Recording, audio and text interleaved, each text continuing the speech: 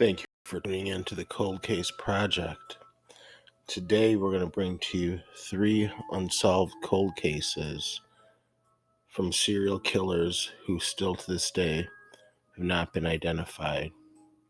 If you enjoy the content I share on this channel, please make sure to give me a like, subscribe for more daily content, leave me a comment below letting me know what you think of the cases that I cover.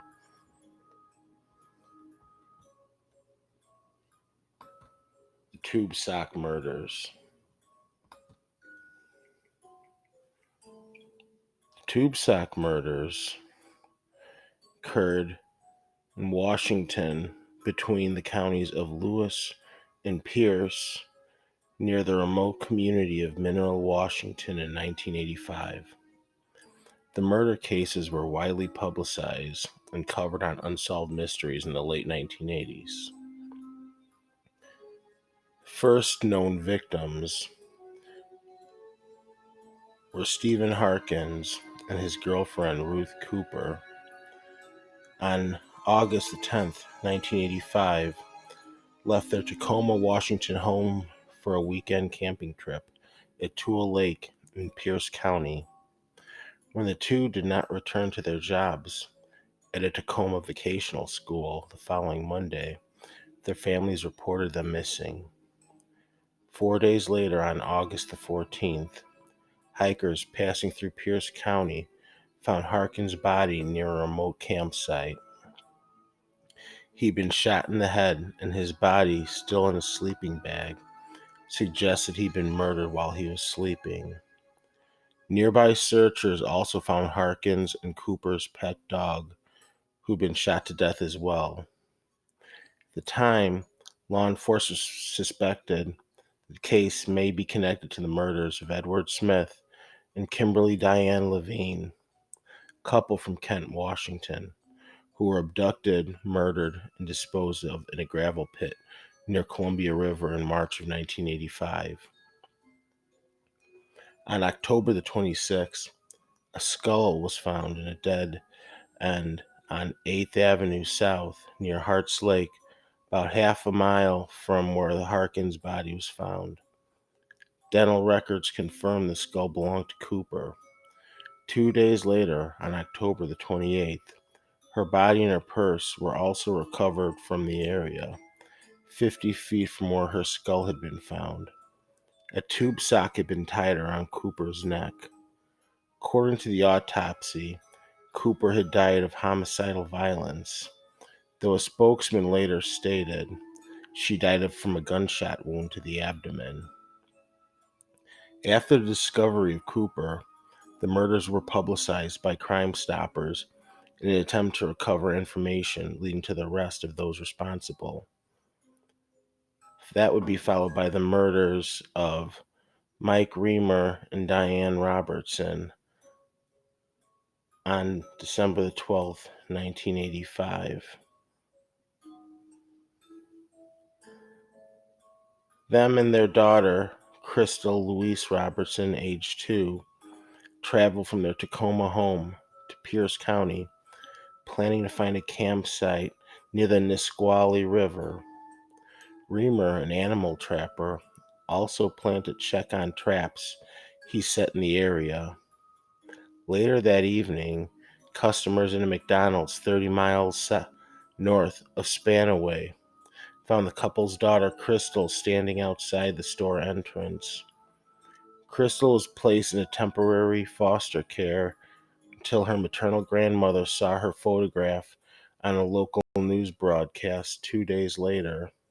When asked where her mother was, the dazed 2-year-old told her grandmother that her mommy was in the trees. According to investigators, the 2-year-old was not nearly verbal enough to provide any information. Police searched the area, both on foot and by air, looking for evidence of Reamer's red 1982 Plymouth pickup, but efforts of finding it turned fruitless. February the 18th, 1986, over 2 months after the couple's disappearance, the body of Diana Robertson was discovered, half buried in snow by a motorist near a logging off of Washington State Route 7 in Mineral, Washington. Bloodhounds scoured the area on the following days, but 6 inches of snowfall messed with the search. Reamer's pickup truck was also found near Robertson's body. In the truck, police discovered a note on the dashboard that read, "I love you, Diana." It was written in a manila envelope. Robertson's mother claimed the handwriting was that of Reamer. Bloodstains were also found on the seat of the truck.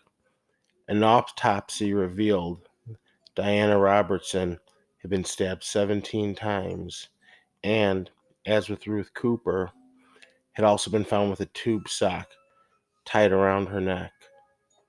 Due to Reamer's disappearance, investigators believed he may have been responsible for Robertson's murder and had abandoned his daughter at Kmart and fled the area. Police theorized that Reamer may have been responsible for Harkins and Cooper's murder as well. An alternate theory, however, claimed Reamer was also a victim of the same killer who had murdered Robertson, Harkins, and Cooper. In February of 1986, after the discovery of Robertson's body, the Seattle Post-Intelligencer published an article revealing that Reamer had been charged with domestic violence against Robertson on October the 19th, 1985. However, the couple had reconciled in December that month, in which they disappeared. Reamer, who worked as a roofer at Seattle's Queen City Sheet Metal, was described as by an employer as your typical roofer who worked hard and played harder. Many years later, fast forwarding to March the 26th, 2011, hikers discovered a partial human skull and determined that to be that of Mike Reamer. It was found in an area within a mile radius of where Robertson's body had been discovered in 1986. After the recovery of the skull, Lewis County investigators stated they believed Reamer could have been a possible victim of the homicide as well, though his cause of death could not be determined. Based on the condition of the skull, however, authorities were able to rule out a gunshot wound to the head. The case, to this day, still remains unsolved.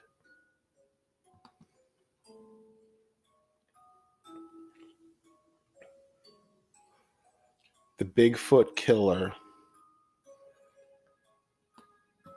The Bigfoot Killer is the name given to an unidentified American serial killer who raped and murdered 7 women in Detroit from February to October of 1975.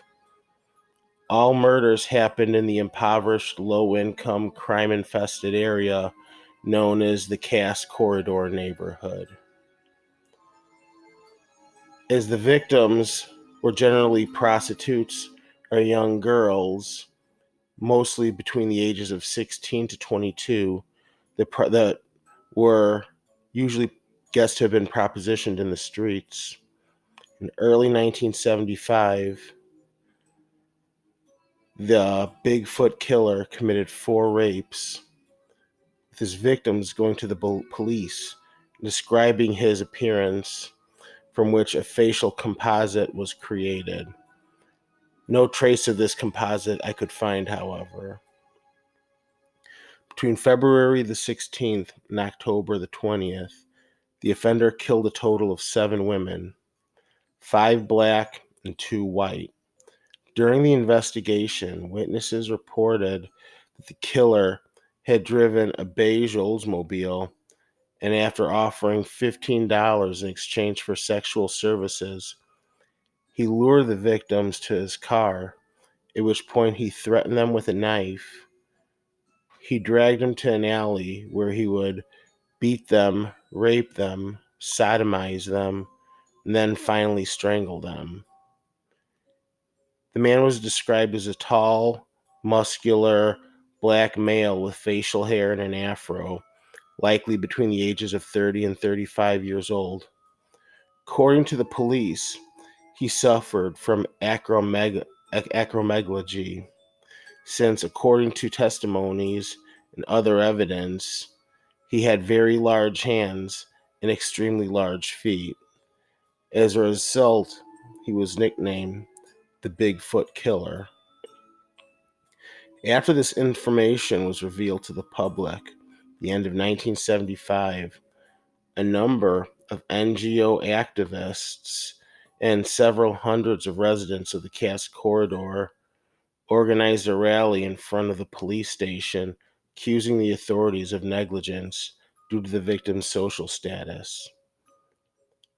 They appealed to the city's administrative bodies, demanding an investigation and subsequent punishment of officials because they refused to disclose information about the ongoing killings and were unable to take proper precautions.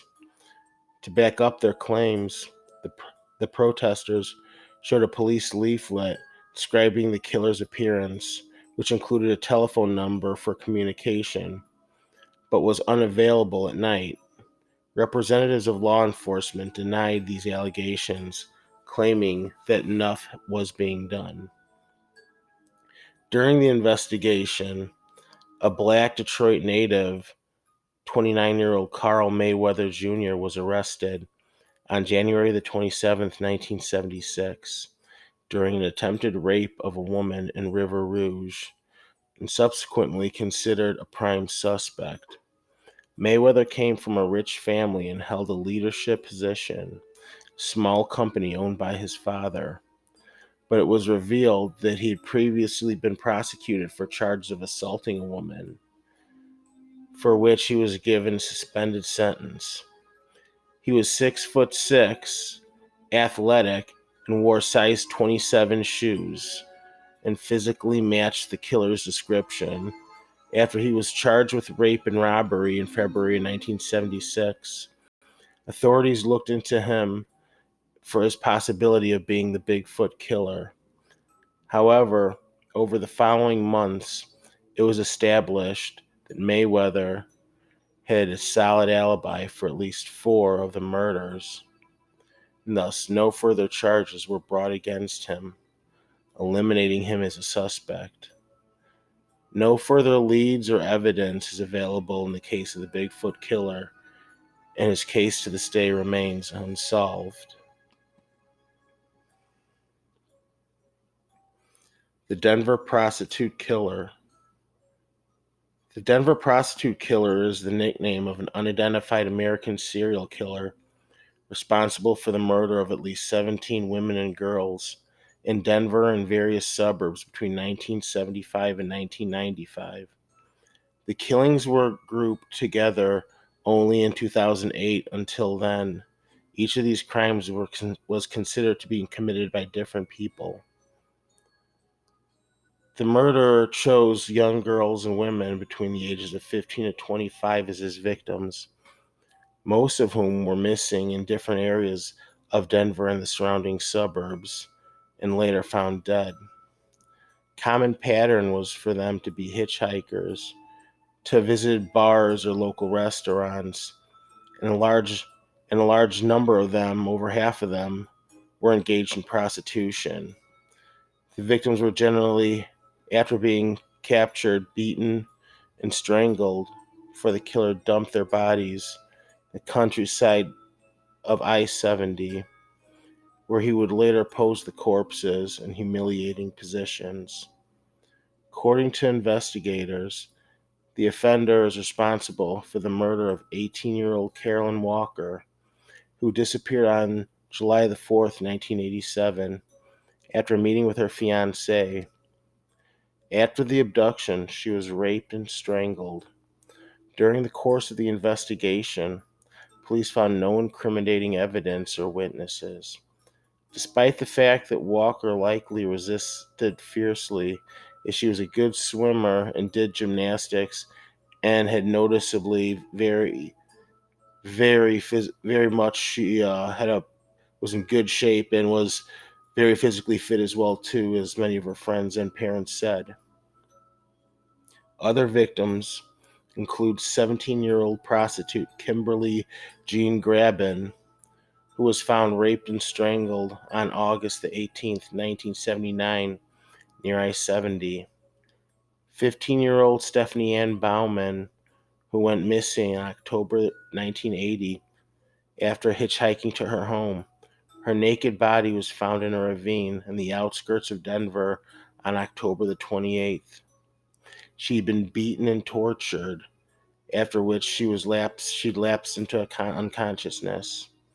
The attacker then threw her into a ravine, where Bauman soon died from hypothermia among the thickets of reeds and needles. 18-year-old Donna Wayne went missing on July the 14th, 1986, after visiting a bar with her friends. Her body was found a month later in the vicinity of Aurora, Colorado. All the killings, the murder had the same modus operandi. It's supposed that he committed 7 similar murders in Denver, 5 in Jefferson County, and 1 in Larimer County. Since the bodies of many of the prostitute's killers' victims were found a few days after the death, and in some cases they're in various stages of decomposition, any fingerprints or biological traces of the suspect couldn't be located quickly enough, and therefore the killer's identity still unknown. A local resident who was about 30 at the time of the killings knew the neighborhood very well and was declared a suspect but never charged. In 2 instances, police found witnesses who described the criminal as a middle-aged white man. In 2005, based upon results from DNA profiling, 52-year-old Billy Edwin Reed was arrested and charged with murdering prostitute Linnell Williams and an unidentified girl, both committed in 1989. In 2008, Reed was convicted and sentenced to life imprisonment. He is suspected in committing several more murders, including some committed by the Denver prostitute killer, but thus far no evidence incriminating him has been located. Another possible suspect, Vincent Groves, a man linked to several murders in Denver almost 2 decades after his death, according to the Denver Police Department. Groves could have been responsible for more than 20 murders of young girls and women in the area around the same time the Denver prostitute killer was active. No further evidence is available, and this case remains unsolved. Thanks for tuning in. If you enjoy this content, once again, please leave me a like, leave me a comment giving your takes on the 3 cases, and I'll see you again soon.